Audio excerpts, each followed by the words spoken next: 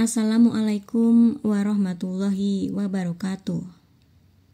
Rumah megah yang berdiri di Darmo, Surabaya, menyimpan misteri kelam sejak ditinggalkan pada tahun 1988.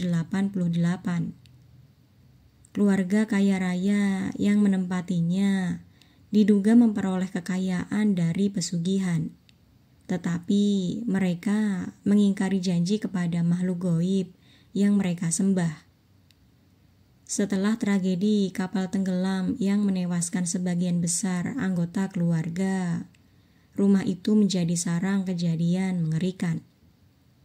Setiap orang yang mencoba menghuni atau mendekatinya mengalami nasib tragis.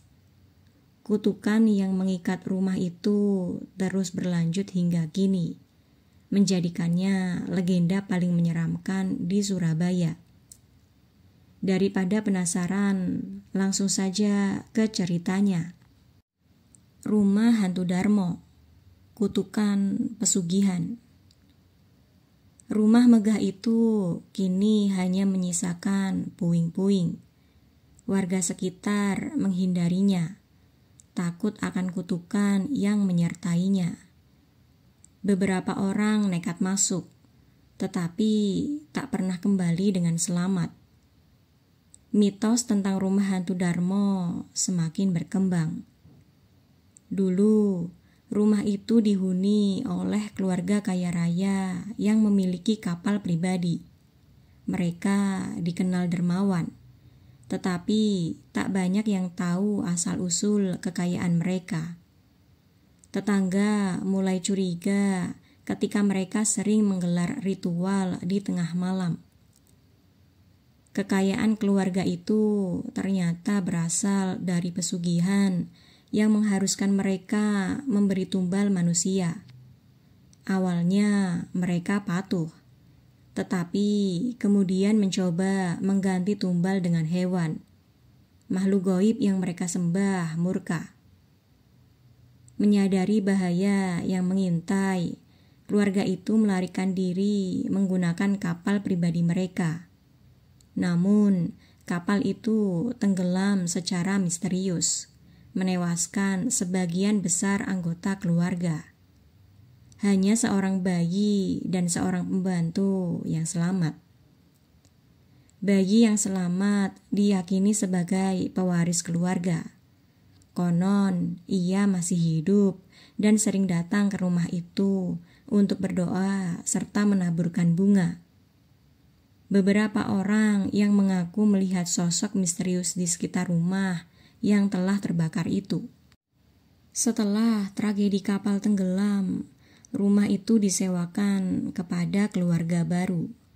Sayangnya, mereka menjadi korban perampokan sadis yang menewaskan seluruh anggota keluarga. Sejak itu, tak ada yang berani menempati rumah tersebut lagi. Banyak kejadian aneh terjadi di sekitar rumah. Orang-orang yang mendekat mengaku mendengar suara tangisan dan langkah kaki di dalamnya. Beberapa bahkan melihat bayangan samar bergerak di jendela. Pada tahun 1997, rumah tersebut terbakar hebat tanpa sebab yang jelas. Hanya menyisakan puing-puing dan sisa tembok hitam legam. Warga percaya kebakaran itu adalah cara makhluk gaib untuk menghapus jejak mereka. Beberapa orang nekat masuk ke dalam rumah untuk membuktikan mitosnya. Mereka kembali dengan tubuh penuh luka, mengaku diserang oleh sosok tak kasat mata. Ada yang menghilang tanpa jejak. Seorang peneliti mencoba menggali sejarah rumah itu lebih dalam. Ia menemukan bukti ritual pesugihan yang dilakukan keluarga tersebut. Namun, sebelum sempat mengungkapkan temuannya, ia meninggal secara misterius. Malam itu, seorang penjaga melihat bayangan berjalan di antara reruntuhan rumah. Sosok itu tampak seperti wanita yang membawa bayi. Namun saat didekati, bayangan itu menghilang. Seorang fotografer amatir mencoba mengambil gambar di rumah itu. Ketika melihat hasilnya, ia terkejut karena ada sosok hitam berdiri di belakangnya. Setelah kejadian itu, ia jatuh sakit selama berminggu-minggu. Beberapa paranormal mencoba berkomunikasi dengan makhluk yang mendiami rumah itu.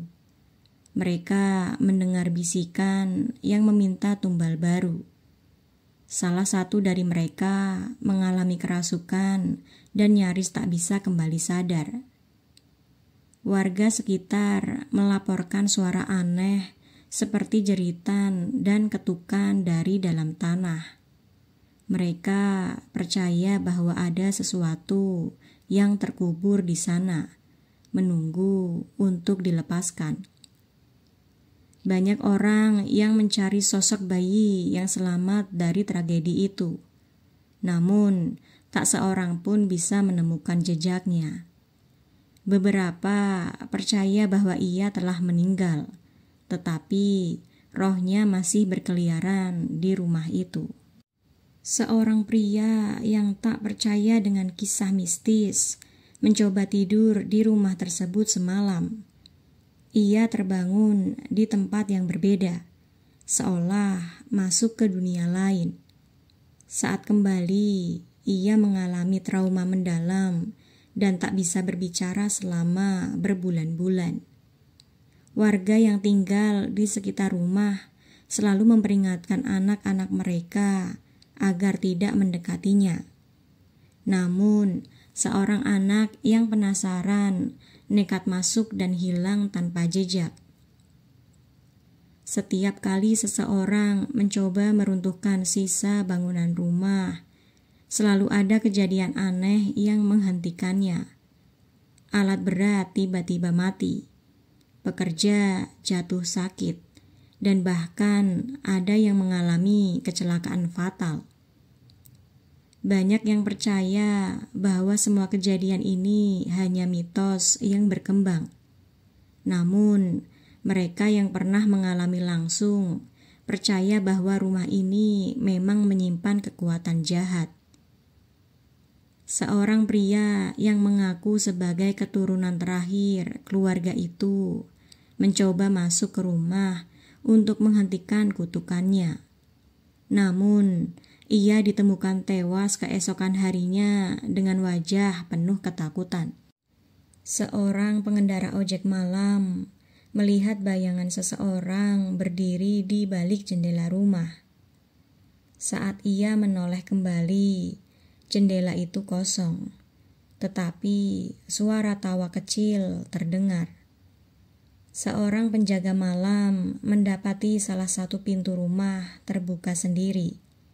Ia mencoba menutupnya, tetapi pintu itu terbuka lagi, seolah ada yang masuk atau keluar.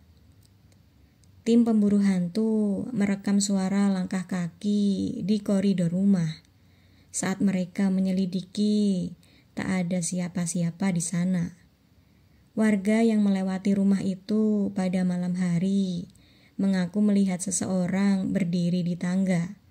Sosok itu menatap tajam sebelum menghilang begitu saja. Seorang pria yang tinggal di dekat rumah itu mendengar ketukan di pintunya pada tengah malam. Saat ia membuka pintu, tak ada siapa-siapa. Tetapi suara bisikan terdengar di belakangnya.